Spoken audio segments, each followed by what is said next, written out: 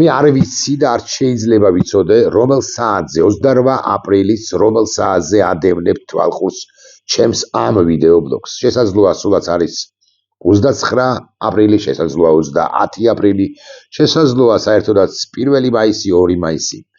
მაგრამ თუ თქვენ ვიდეო ბლოგს ადევნებთ თვალყურს ვიდრე სინოდის ხდომამდე, მაშინ ვიდეო ბლოგის შინაარსი თქვენთვის ძალიან საინტერესო უნდა იყოს წესით. მე ვსაუბრობ უმნიშვნელოვანეს საკითხზე, ვინც ფიქრობს, რომ ეს უმნიშვნელოვანესი საკითხი არ არის, ის მწარედ ცდება. მე სწორედაც რომ უმნიშვნელოვანეს საკითხზე ვსაუბრობ, მე ვსაუბრობ თემაზე, ვინ შეიძლება იყოს საქართველოს მომავალი რიგით 152 კათალიკოს პატრიარქი მართლმადიდებელი, ავტოკეფალური, სამოციქულო საქართველოს ეკლესიისა. ბევრი თქვენგანი ფიქრობს ასე, სამწუხაროდ, რომ უნდა იყოს მეორე ილია მეორე. ანუ ილია მეორის გზის გამაგრძელებელი. ილია მეორე ვერც ერთ შემთხვევაში ვერ განმეორდება, არა მხოლოდ იმიტომ, რომ ის უნიკალური იყო თავისთავად, არამედ იმიტომაც, რომ ილია მეორე თითქმის 9 საუკუნის განმავლობაში მართავდა მართლმადიდებელ ეკლესიას. 50 წლის განმავლობაში ყოველ საათში ერთხელ, ყოველ დღიურად, ყოველ თვიურად, ყოველ წლიურად, ეპისტოლედან ეპისტოლემდე ის ქმნიდა, ძერწავდა, აშენებდა, კვეთდა საკუთარ სახელს ისტორიაში, თანამედროვეობასა და ისტორიაში. ვინც არ უნდა იყოს კათალიკოს პატრიარქი, ის ილია მეორის გზას შესაძლოა დაადგეს, მაგრამ მან საკუთარი სახელიც უნდა შექმნას, საკუთარი სახელიც უნდა დატოვოს ამ ქვეყნის ისტორიაშიც და ამ ქვეყნის მართლმადიდებელი ეკლესიის ისტორიაშიც. საქართველოს ეკლესიის რეიტინგი შესაძლოა დაეცეს. ილია მეორის გარდაცვალების შემდეგ ისეთი ავტორიტეტი, როგორც იყო უწმინდესი და უნეტარესი, შესაძლოა კი არა ნამდვილად ვერავინ იქნება.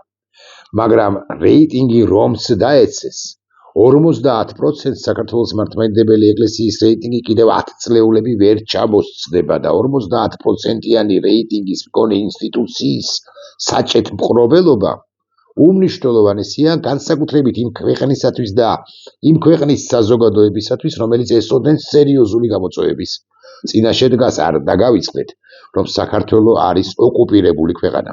საქართველოს ტერიტორიის 20-22% მიტაცებული აქვს ჩვენ გახანგრძლივებულ კი არა მარადიულ და ყველაზე მზაკვარტებს და სიტყვა, რომელიც უნდა გაიგონოს საზოგადოებამ ამ ბიონიდან, ვინც ის და ყველაზე უფრო მნიშვნელოვანიც კია, შესაძლოა იმაზე უფრო მნიშვნელოვანიც კია, ვიდრე სიტყვა წარმოთქმული სამთავრობო ტრიბუნიდან თუ საპარლამენტო ტრიბუნიდან თუ მიკროფონებიდან თუ მიკროფონებში.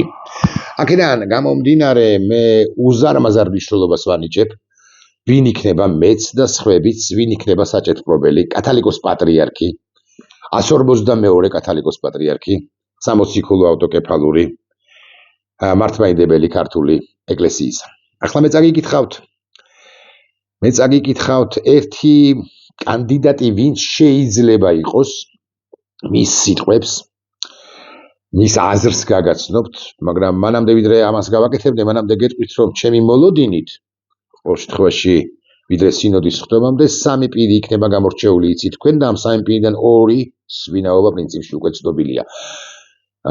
მოსახლე შიო, მუჯირი და იობი აქიაშვილი იქნება 3-დან 2. აი ვინ იქნება მესამე, ეს არის ძალიან საინტერესო და ვინც იქნება მესამე, ის იქნება თუ არა კონკურენტული კანდიდატი, ვინც წინააღმდეგობას გაუწევს მეორე გარდაუვალ ტურში.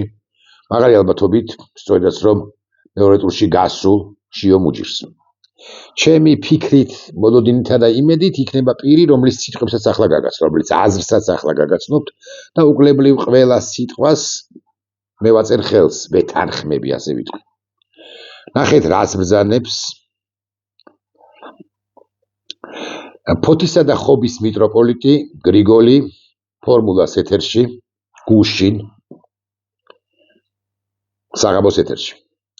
მისი თქმით, ახლა იწყება ახალი ეპოქა, მე ალაგ-ალაგ შევჩერდები და ჩემს კომენტარებსაც დავურთავ.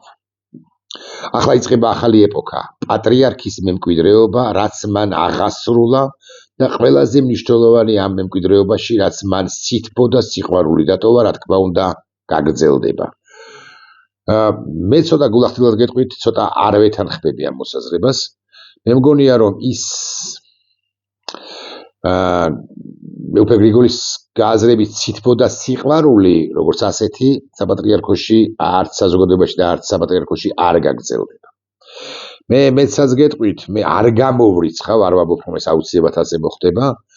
არ გამოვრიცხავ, რომ საქართველოს მართლმადიდებელი ეკლესიის ცალკეული უმაღლესი იერარქები ცოტა დაბნეულები და ცოტაზე მეტად აღშფოთებულები არ გამოვრიცხავ, რომ ისინი წინააღმდეგობას გაუწევენ ახალ პატრიარქს, ვინც არ უნდა იყოს ის.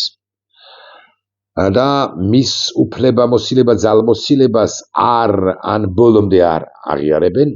ნებისმიერ შემთხვევაში, მაინც არასწორი სიტყვაა დემოკრატიული მმართველობა იქნება მეთქი. მაგრამ რამდენადაც ილია მეორის გზის გამეორება და ილია მეორის გამეორება პრაქტიკულად წარმოუდგენელია, ჩვენ ალბათ უფრო დემოკრატიული კვლავ ვიმეორებ არასწორი სიტყვა, ჩემი აზრით ყოველ შემთხვევაში, მაგრამ სინოდიალურ მმართველობის სტილზე უფრო გადავალთ, რასაკვირველი ეს არ ნიშნავს იმას, რომ პატრიარქის როლი დაკნინებული იქნება, მაგრამ ეს იმას კი ნიშნავს, რომ პატრიარქს მომავალს არ ექნება რა ისეთი ავტორიტეტი, როგორც ჰქონდა, ბუნებრივად არ ექნება ისეთი ავტორიტეტი, როგორც ჰქონდა წინამორბედ ილია მეორეს.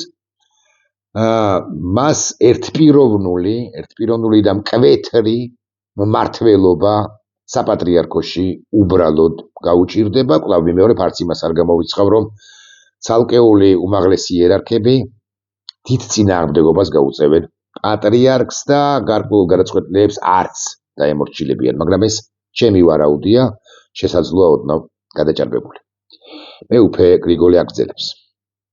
ყოველ შემთხვევაში თითოეული მღვდელმთავარი ამას ცდილობს და ეცდება აუცილებლად, მაგრამ პატრიარქი არის პიროვნება. ილია მეორე, მას თავისი ხელწერა ჰქონდა. მეორე ილია მეორე ვერ გვეყოლება, ამას კი აბსოლუტურად ვეთანხმები, მეც თქვი.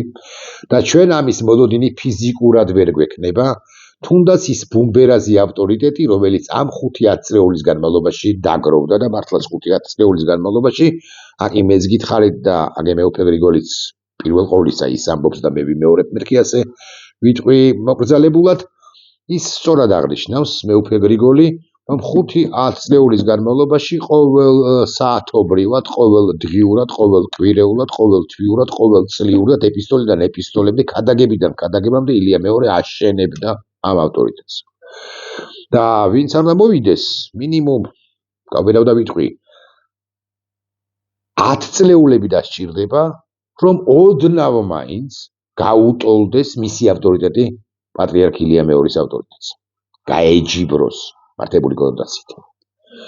მეუფე გრიგოლი აგრძელებს. მაგრამ ახლა ეკლესია, გარდა იმისა, რომ არის მისტიური სხეული ქრისტესი და ეს უკვე ქრისტიანთა უმრავლესობა მისის კარგად და ხშირად იმეორებს, ეკლესიას აქვს ინსტიტუციური სხეული და ამ ინსტიტუციურ სხეულში უნდა მუშაობდეს სისტემა და მის ავტორიტეტზე ყოველდღიური ზრუნვა საჭირო, მაგრამ არა უბრალო ფიქრი, რომ ავტორიტეტი გავზარდო, არამედ თავისი მისიის ღირსეულად აღსრულება იმ მრავალხმრივი მიმართულებით, რაც ეკლესიას სჭირდება და ეკლესიას რა სჭირდება. წინა სიტყვებსაც აბსოლუტურად ყველას ვიზიარებ, ეს არის ეკლესიას აქვს ინსტიტუციური სხეული, ეს მისტიური სხეული ხომ აქვს და საკვირველია უნდა იზრუნოს ეკლესია ავტორიტეტის განმტკიცებაზე და არა მხოლოდ უნდა იფიქროს, არამედ უნდა იზრუნოს, უნდა გაზარდოს ეს ავტორიტეტი, რეალურად უნდა გაზარდოს, გაიზარდოს ავტორიტეტი. ეკლესია არის ჩამოყალიბებული ინსტიტუცია ჩვენს ქვეყანაში. სწორედ სხვადასხვა ილია მეორის მეტწილად მაინც ილია მეორის და არა ასე მაგალითად მისი წინამორბედის მიერ და სხვათა მიერ ილია მეორისა გაცილებით მეტად გავბედავ და ვიტყვი ვიდრე მაგალითად კალისტრატე სინცაძის მიერ, თუმცა კალისტრატე სინცაძეს თავისი რასაკვირველია უზარმაზარი როლი უჭირავს საქართველოს ეკლესიის ისტორიაში.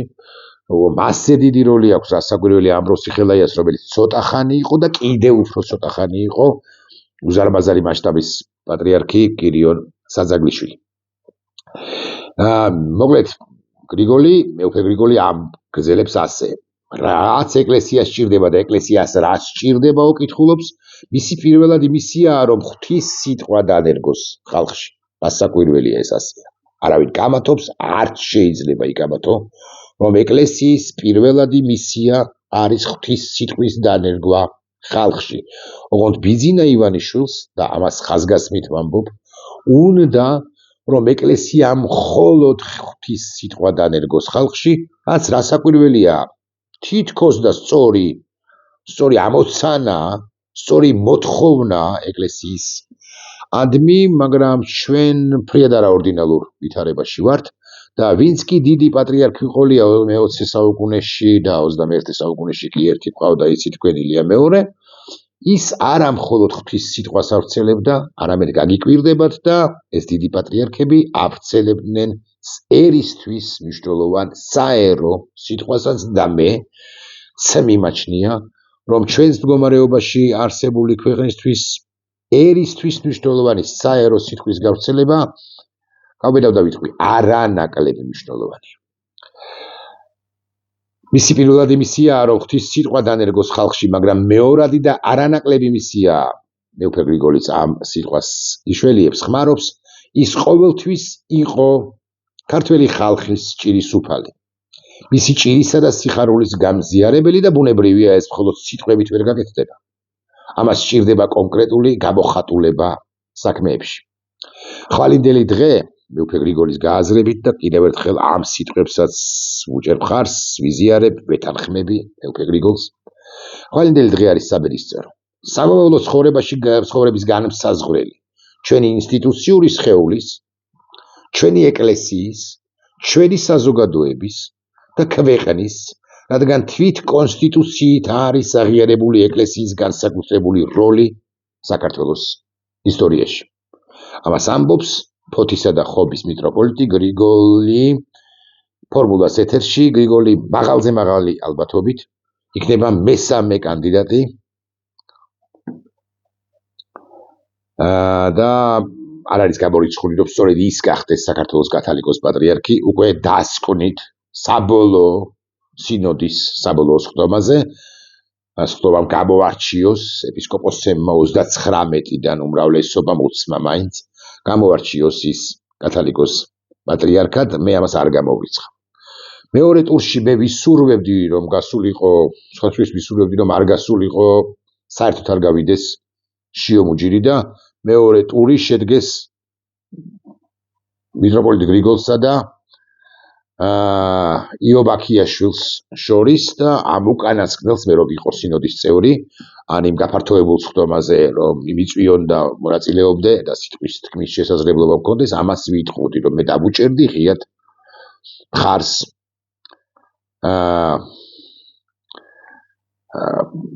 მეუფე გრიგოლს ფოთისა და ხობის მიტროპოლიტს. თუმცა ჩემზე არ არის რასაკვირველია, მღვდელმსახურებმა უნდა გადაწყვიტონ გაფართოებულ სხდომაზე, ვინ რა სიტყვის, რასაკვირველია, მათი სათქმელია, ყველას თავისი პოზიცია აქვს და სინოდმა კი უნდა გამოარჩიოს პირველი კი არა მეორე ტურიდან კათოლიკოს პატრიარქი ვინ იქნება 152 საჭეთპრობელი ჩვენი ეკლესიისა. ეს არის უმნიშვნელოვანესი, რომ ვიცოდეთ, ჩვენი ქვეყნისათვის უმნიშვნელოვანესი დღე და ამბავი, ხვალინდელი დღის და უკვე შემდგომი სინოდის შემდგომი სხდომაც, რომელიც არც თუ ისე შორეულ მომავალში გაიმართება, რამდენადაც მე ვხვდები სადღაც 10-12 მაისისთვის. შესაძლოა ვცდები. და ერთი კითხვაც. როდესაც არა, სხვაგვარად ჩამოვაყალიბოთ. ილია მეორე რო ცოცხალი ყოფილიყო, თქვენი აზრით ვის დაუჭერდა მხარს? ეს სამი კანდიდატია. შიო, იობი და გრიგოლი. დანიელსაც არ გამოვრიცხავ, მაგრამ მე მაინც ამ სამზე ვდებ ფსორს. ვარაუდობ, რომ სწორედ ეს სამი იქნება, ასე უნდა თქვა, ფინალისტი. ილია მეორე რო ცოცხალი ყოფილიყო, ვის დაუჭერდა მხარს? ცხადია რიტორიკული კითხვა. თუ ბევრი თქვენგანი მეტყვის, რომ მაგის შიო გამოურჩიაო, შიო არ გამოურჩევია. შიო მომიტევეთ, ცხადია გამოარჩევინეს, იმიტომ და პატრიარქს ჰქონდა თავისი საკმაოდ დამაჯერებელი არგუმენტები, რატომაც უნდა ბრძანებითაც უნდა დაენიშნა შიო მუჯირი მოსაყდრეთ და საკმაოდ დამაჯერებელი იყო მისი ის არგუმენტების, რომლებიც მან არ გაგვიფრთხილა სიცოცხლეში, რატომ არ გადადგა, რატომ არ დატოვა პატრიარქად შიო მუჯირი და რატომ არ გადავიდა თავად ის საპატიო პატრიარქის ალბათ არასწორი სიტყვა პოზიციაზე, მაგრამ რაღაც სხვა სიტყვა ვერ მოვიგონე პოზიციაზე ამ სიტყვას მოვიშველი. და კიდევ ერთი ამბავი, ვინ იტყვის გადამწყვეტ სიტყვას? მე არ მაინტერესებს სიტყვის სპირიდონი ან ნებისმიერი ასეთი დაბალი ხარისხის მაღალი სასულიერო იერარქი. უვიცი უმრავლეს შემთხვევაში. ჩემთვის მნიშვნელოვანია რა სიტყვიან მართლა პატივსაცემი ადამიანები სინოდისა და პირველ ყოვლისა რა სიტყვის აბრაამი 67 მეზლის ყველაზე ასაკიანი უმაღლესი სასულიერო იერარქი. რა სიტყვის, როგორ იტყვის, როდის იტყვის და მისი ეს სიტყვა რამდენად იქნება შესმენილი სხვათა და სხვა უმაღლესი იერარქების მიერ თუ მხრიდან. რასაც იტყვის აბრაამი აუცილებლად ეს იქნება, მეთქი ამას ვერ ვიტყვი. მაგრამ რასაც იტყვის აბრაამი და როგორც იტყვის აბრაამი, ვინ იცის და ეს შეიძლება იყოს გადამწყვეტი სინოდის ამ ისტორიულ სხდომაზე. ეს ვიდეო ბლოგი აიტვირთა დღის 12 საათზე 28-ში. რამდენიმე საათში თქვენ უკვე გეცოდინებათ ვინ შეიძლება იყოს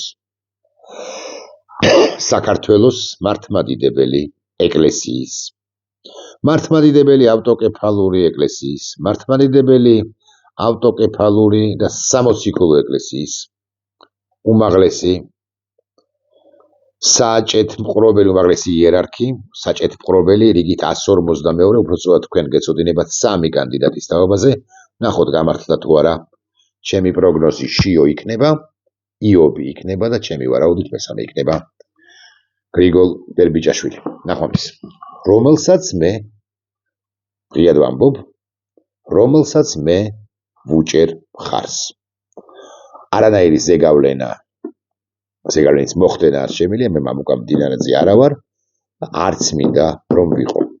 მათ შორის იმიტომ რომ მამუკა მდინარაძეს იმ თანამდებობიდანაც მოხსდიან მალე, რომელ თანამდებობაზეც ვითარცა პაიკი, გადაიყვანა ბიძინა ივანიშვილმა, მაგრამ ეს სხვა თემაა. ნახვამდის.